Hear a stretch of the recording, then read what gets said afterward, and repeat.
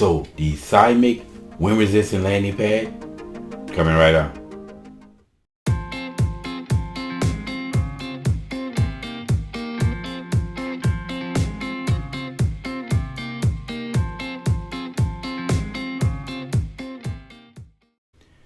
What's up, all you drone maniacs? Welcome back to Drone Logic for your drone and tech related info from my point of view. So when it comes down to drone and the hobby, I wouldn't put landing pads up there as a necessity, but at this point I just don't see why anyone would not have one. I mean, they're a very cheap, inexpensive way of keeping and protecting your drone from debris on the ground when you try to land. You know, they could be dirt, blades of grass, anything that get caught up in your gimbal, which is the most sensitive part on the drone.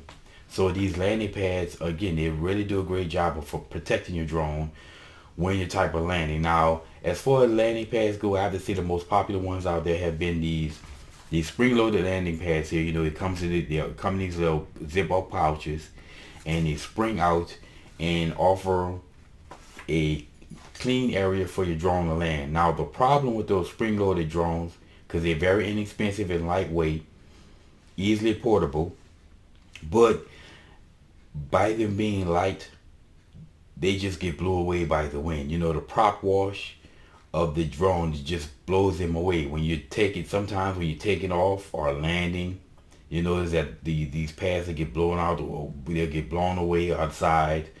So if you wanted to practice your landings, which is a good skill to practice, good luck with that, because they're going to blow all over the place. Now, they do come with these little spikes. The problem is it just add complications to the drone process. And me, I like to be convenient. You know, the more complication to me, the worse. Put the pad down, get up in the air, and get flying. Now, it also basically is useless on hard surface. Those spikes, they're useless on hard surfaces. And they put holes in people in lawn and grass. And when you pull a spike up, you're going to be pulling up dirt, which is another issue. So I've never used those spikes. I mean, like I say, I've never used them. I have them, but I don't use them. And as far as on sand, I seriously doubt that they will be useful on, say, sand, because it's still just going to blow away. But this is where having a wind resistant pad is nice. You know, now I went with this SYMIK medium, the medium pad. You know, it comes in two colors, the gray and orange on one other side. And it basically, there was a smaller pad and a bigger pad than this one, but this one here is more than big enough for my Mavic 2 Pro. It comes in, you know, unfolded. It's like 22 by 22, or 22 and a half by 22 inches. And when you fold it down, as folded is 7.4 by 7.4 square. And now there's no bag for this thing.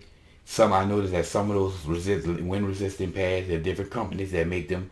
They come with bags that you put them in. This one comes with this nice little strap though, that you can strap it down with. So, and in a lot of ways, it's actually better than the bag, because this here fits better in my drone. It's easier to put in my drone this way than I would have to do with a bag, because again, my drone bag is not that big. Now, like I say, I've tested it out and it works as advertised. It works on grass, hard surfaces. Now, I've never tried it on loose surfaces such as grass, I mean sand or gravel, but I seriously doubt there'll be an issue there. So this thing worked as advertised, and like I said, I'm glad I decided to go with the wind resisting pads. I love it, and I don't think I'll ever go back to ever use those spring-loaded ones anymore. Now, the only drawback to these wind resistant pads is the weight. You know, they're not light. You know, this one here weighs at 571 grams.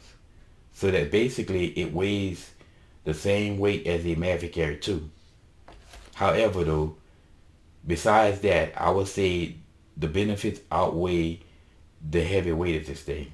And given the choice, I would much prefer to have this wind resistant pad, because I know where it's going to be.